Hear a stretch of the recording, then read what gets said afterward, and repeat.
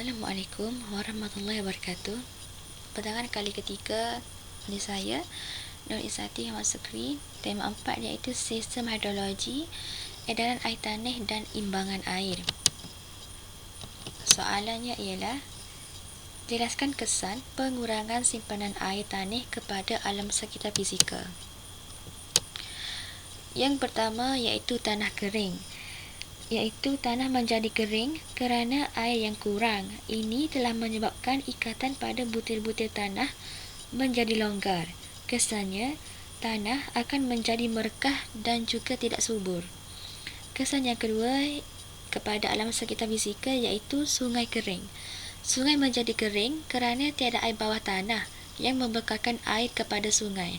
Apabila sungai kering, ini akan menyebabkan habitat hidupan akuatik akan terganggu seperti udang dan ikan. Kesannya, hidupan akuatik ini akan mati. Kesan seterusnya kepada alam sekitar fizikal iaitu tumbuhan menjadi layu. Apabila jumlah hujan yang turun semakin berkurangan, ini akan menyebabkan simpanan air dalam batang pokok akan berkurang. Kesannya, tumbuhan akan menjadi layu dan mati kerana kekurangan air untuk memproses makanan.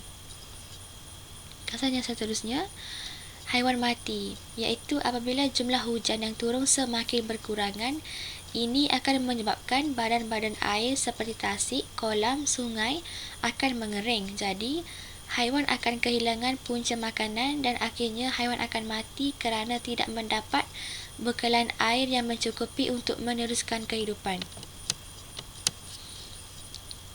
Kesan yang seterusnya iaitu udara yang kering, iaitu cuaca yang panas dan suhu yang tinggi menyebabkan udara menjadi kering dan kurang mengandungi wap-wap air yang membentuk hujan yang menyebabkan kekurangan hujan.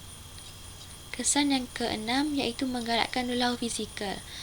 Apabila hujan turun, batuan akan menyerap air dan berada dalam keadaan yang tepu.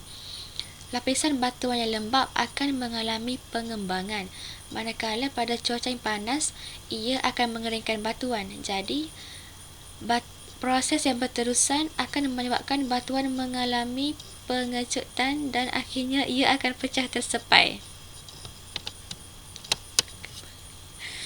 Soalan yang kedua iaitu jelaskan maksud imbangan air.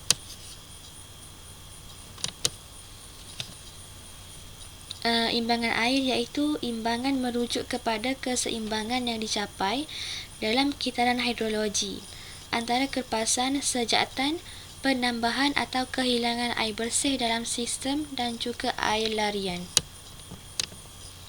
Soalan seterusnya iaitu jelaskan konsep lebihan dan juga kurangan air.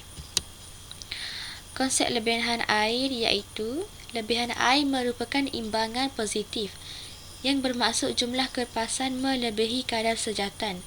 Apabila jumlah kerpasan terutama hujan yang turun ke bumi melebihi daripada kadar sejatan air ke atmosfera dalam tempoh yang panjang, ia boleh menyebabkan berlakunya fenomena banjir. Konsep kurangan air pula, kurangan air atau imbangan air yang negatif ditakdirkan sebagai kekurangan air yang dialami oleh sesebuah kawasan dalam tempoh yang tertentu. Dalam hal ini, kadar sejatan melebihi daripada kerpasan iaitu hujan yang turun di kawasan yang berkenaan. Soalan yang seterusnya iaitu jelaskan variasi imbangan mengikut ruang dan masa.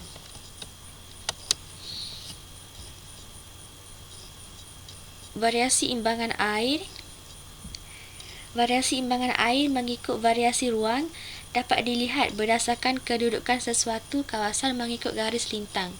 Kawasan di antara garis 0 hingga 10 darjah mengalami lebihan air kerana ia bertentangan dengan zon khatulistiwa, manakala antara garisan lintang 10 hingga 40 darjah mengalami kurangan air akibat bersetentangan dengan kawasan tekanan udara subtropika.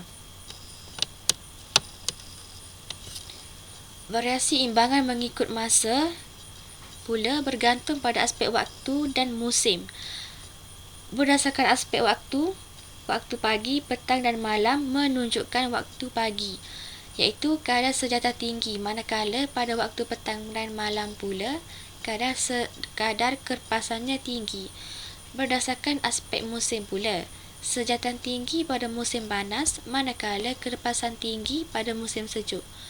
Pusingan kejadian El Nino dan La Nina juga mempengaruhi variasi imbangan air. Sekian, terima kasih.